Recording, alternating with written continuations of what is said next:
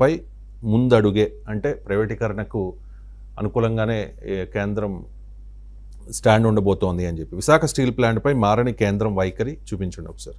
పెట్టుబడుల ఉపసంహరణ, ప్రైవేటీకరణపై వెనక్కి తగ్గేది లేదు అంటూ ఉక్కు ఉద్యోగుల సంఘం ప్రధాన కార్యదర్శి అడిగిన ప్రశ్నకు దీపం department of investment and public asset management కార్యదర్శి అజయ్ నాగ్పాల్ స్పష్టంగా వెల్లడించారు అని చెప్పేసి.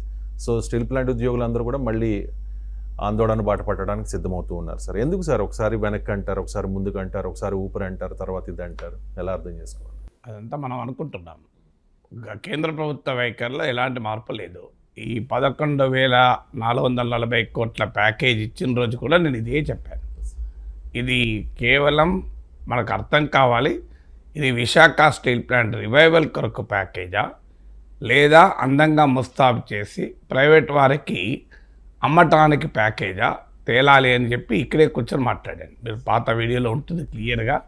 ఆ రోజు ఇదే అంశం పైన రైజ్ చేశాను. Cabinet committee on economic affairs Visakha steel ప్లాంట్ను వ్యూహాత్మక అమ్మకానికి పెట్టింది. ఆ నిర్ణయంలో మార్పు రానంత కాలం స్టీల్ ప్లాంట్ విషయంలో కేంద్ర ప్రభుత్వ వైఖరిలో మార్పు లేదు. అందువల్ల cabinet committee on economic affairs అనేది ఒక highest body. Cabinet committee on economic affairs strategic sale, వ్యూహాత్మక అమ్మకము అనే ఒక డిసిషన్ తీసుకున్నాక ఆ డిసిషన్ విత్డ్రా కాకుండా మళ్ళీ ఆ డిసిషన్ ఎవరు విత్డ్రా చేయగలుగుతారు? క్యాబినెట్ కమిటీ ఆన్ ఎకనామిక్ అఫైర్సే మళ్ళీ దాన్ని వెనక్కు తీసుకోగలుగుతుంది.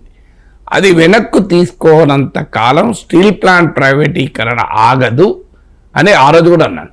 ఇవాళ అనుభవం అదే కదా. ఇవాళ అడిగింది ఏంటి? గ్రీవెన్స్, పబ్లిక్ గ్రీవెన్సెస్లో భాగంగా కార్మిక సంఘ నాయకుడు అడిగింది, గతంలో విశాఖ స్టీల్ ప్లాంట్ను అమ్మటానికి వ్యూహాత్మక అమ్మకం, స్ట్రాటజిక్ సేల్ అంటారు. స్ట్రాటజిక్ సేల్ అంటే ఏంటంటే ఒక ప్రైవేట్ భాగస్వామికి మొత్తం స్టీల్ ప్లాంట్ అప్పచెప్పడం, దాన్నే స్ట్రాటజిక్ సేల్ అంటారు. అంటే ఇందులో వాటాలు అమ్మడము 20% వరకు 10% వరకు వాటాలు అమ్మడం కాకుండా స్ట్రాటజిక్ సేల్ అంటే వ్యూహాత్మక పార్ట్నర్, అంటే ఈ కంపెనీని మరో ప్రైవేట్ కంపెనీకి అప్పచెప్పడం అన్నట్టు.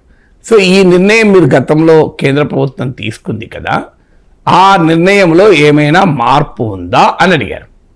ఆ నిర్ణయంలో ఏమైనా మార్పు ఉందో అంటే యూనియన్, ఈ కేంద్ర ప్రభుత్వానికి సంబంధించిన శాఖ department of investment and public asset management దీపం అనే శాఖకు చెందిన కార్యదర్శి లిఖితపూర్వకంగా ఇచ్చిన రిప్లై ఏంటంటే ఎలాంటి మార్పు లేదు అని. అంటే ఇప్పటిదాకా కూటమి నేతలు చంద్రబాబు నాయుడు, పవన్ కళ్యాణ్, లోకేష్లు మనకు చెప్పింది ఏంటి? కూటమి డబుల్ ఇంజన్ సర్కార్ యొక్క ప్రభావము. సో విశాఖ స్టీల్ ప్లాంట్కు ఊపిరి ఉదయం ఇవన్నీ చెప్పారుగా. ఇప్పుడు ఏంటి? ఇది అబద్ధమని కేంద్ర ప్రభుత్వ స్టేట్మెంట్తోనే తేలిపోయింది కదా. కేంద్ర ప్రభుత్వమే అధికారికంగా చెప్తుంది స్ట్రాటజిక్ సేల్ అనేది మార్పు లేదు అని. మరి ఎందుకు మరి 11,440 crores ఇచ్చారు? నేను ఇంతకుముందే చెప్పాను. ఇప్పుడు 2 రకాలు ఉంటుంది. ఉద్ధరించడానికైనా చేయొచ్చు. ఇప్పుడు ఉదాహరణకు మీరు ఒక ప్లాట్ ఉంది, మీకు ఆ ప్లాట్లో మొక్కలు మొలిశాయి, ఇష్టమైన చెత్త ఉంది, 2 కారణాల రీత్యా దాన్ని మీరు క్లీన్ చేస్తారు. జేసీపీ తీసుకొచ్చి మొత్తం క్లీన్ చేసేసి పాత చెట్లన్నీ తీసేసి నీట్గా చేస్తారు. ఎందుకు చేస్తారు? ఒకటి, అక్కడ మీరు ఏదైనా ఇల్లు కట్టుకోవాలనుకుంటే దాన్ని పునరుద్ధరించాలి, లేదు ఒక కాంపౌండ్ వాల్ పెట్టుకొని ఒక తోట ఒక ఏదైనా మొక్కలు వేయాలనుకుంటే మీరు దాన్ని ప్రొడక్టివ్గా వాడాలనుకున్నప్పుడైనా చేస్తారు, లేదు క్లీన్ చేసి అమ్మకానికైనా చేస్తారు. సో క్లీనింగ్ 2 కూడా ఒకే పని, చేసే పని ఒకటే, జేసీపీలు పెట్టి క్లీన్ చేయడం. కానీ జేసీపీలు పెట్టి క్లీన్ చేసే దేని కొరకు? నేను దాంట్లో ఇల్లు కట్టడానికా, అమ్ముకోవటానికా?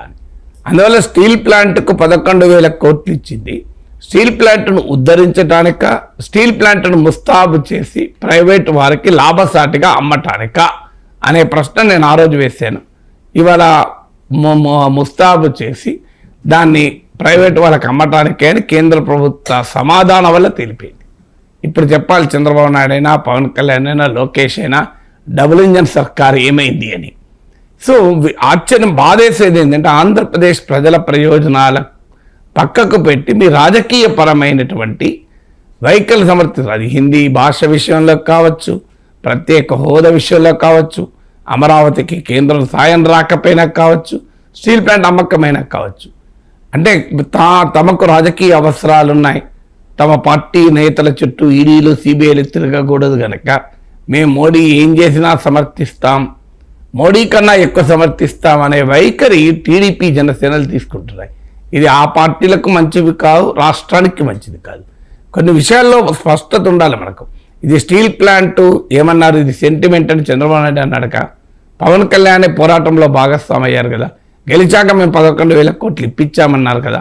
నేను ఆ రోజు కూడా చెప్పింది ఏంటి అంటే, అసలు స్టీల్ ప్లాంట్ ఈ పరిస్థితి రావటానికి కారణం ఏంటి? రీసెంట్గా కూడా పవన్ కళ్యాణ్ అన్నారు కదా సార్, ఇక్కడ కుల భావన, రాష్ట్ర భావన, దాంతోపాటు స్టీల్ ప్లాంట్ భావన అని చెప్పి ఆంధ్రప్రదేశ్ వాళ్ళలో స్టీల్ ప్లాంట్ దాని మీద ఫీలింగ్ ఎక్కువ ఉంది అని కూడా కామెంట్ చేశారు. ఆంధ్రప్రదేశ్ ప్రజల్లో అంటే ఆయన అన్నది కాదు, ఆయన అన్నది ఏంటంటే స్టీల్ ప్లాంట్ విషయంలో మినహా ఆంధ్రప్రదేశ్లో మనకు రాష్ట్ర భావన లేదు అన్నాడు. Steel plant